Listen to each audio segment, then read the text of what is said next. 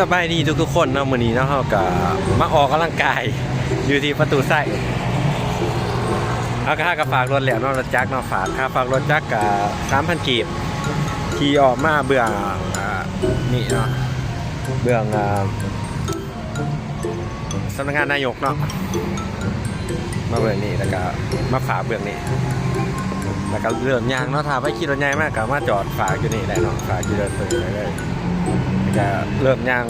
งหลินก่อนหน่อยนึงจะยังสีเริ่มแลนอยู่นี่ก็มีคนมาแลนออกกำลังกายหลายอยู่ตอนนั้นก็ไม่น้ำพุเนาะน้ำพุอยู่นะวัดตุไส้น้ำพุนี่ก็แม่นมาภาพบรรยากาศอยู่หน้าประตูไส้เนาะกับแต่หน้าประมาณนี้แหละมื้อนี้ก็เป็นมื้อที่อากาศเย็นเนาะอากาศประมาณอยู่16-17 องศาประมาณนั่นแหละข่อยคำย่ำแรงเนาะกำลังจะคำน้ำพุสูงขนาดตอนนี้ก็จะเป็นภาพบรรยากาศโดยรวมเนาะก็สิประมาณนี้คนมาหลินมื้อนี้ก็บ่ร้ายไปเลยเนาะเพราะว่ามันเป็นมื้อบ่เป็นมื้อพักมันจะเป็นมื้อนี้เป็นมื้อวันพุธ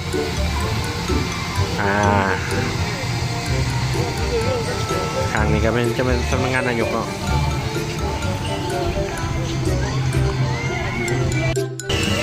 บรรยากาศมันปูเนาะกับที่ประมาณนี้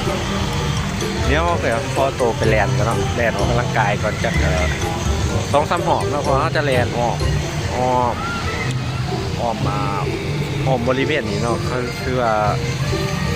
ก็ถือว่าไกลเติบหอบหนึ่งเนาะหอบหนึ่งเดี๋ยวจะแลนออกก่อนนะเขาจะมา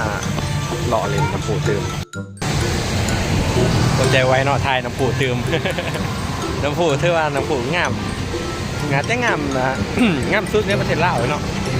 น้ำปูตัวอยู่หน้าประตูใส่เนาะงามสุดในประเทศลาวแล้วกระยางภาพบรรยากาศยามแรกเนาะก็ถือว่าเป็นแลนด์มาร์คบนหนึ่งของประเทศลาวเนาะที่บนออกกำลังกายเนาะนอกจากอยู่ที่เดินพระธาตุหลวงเวียงจันทน์แล้วก็ประตูไส้แล้วก็แคมป์คลองเนาะประมาณน่ะแล้วก็มีอีกบอลหนึ่งบอลบึงถัดหลวงเนาะบอลแลนออกกำลังกายของหลายๆคนบรรยากาศเนาะก็สิประมาณนี้ย่ำแรงงามท้องฟ้ากับสีขามงามดีเนาะอันนี้เป็นประตูไส้นี่ก็จะเป็นอีกมุมหนึ่งเนาะของประตูไส้เนาะซึ่งมุมนี้จะเป็นมุมที่อยู่หันหน้าใส่ถนนหลานสางเนาะเบื้องนี่ก็จะเป็นเส้นทางถนนหลานสางเนาะสุดทางถนนหลานสางก็จะเป็นทำเนียบขาวเนาะจะเป็นบอลเฮ็ดเวียกของประธานประเทศเนาะสำนักงานประธานประเทศข้างๆเบื้องนี้ก็จะเป็นมอซอเวียงจันทน์เนาะแล้วก็ตลาดเศร้าที่เราเห็นเป็นตึกอยู่นี่ก็จะเป็นก็ถือว่าเป็นจุดกลางของนครหลวงเวียงจันทน์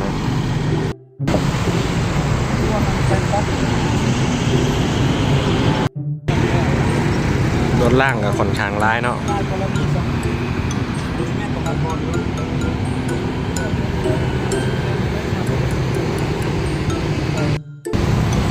อันนี้ก็เป็นอีกมุมหนึ่งเนาะของประตูไส้จะมีขอบหน่อยหนึ่งเป็นอีกมุมหนึ่งเนาะก็ถือว่าโอเคเนาะแลนมาเมื่อยหอบเลยกำลังจะแลนต่อเนาะแต่มันได้ประมาณ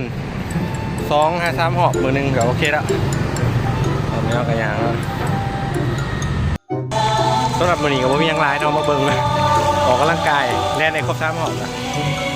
การมีแต่น้ำพุเนาะเลยกับประตูไทยเนาะเดี๋ยวจะให้เบิ่งน้ำพุเงี้ยๆไปเลยเนาะจนประเภท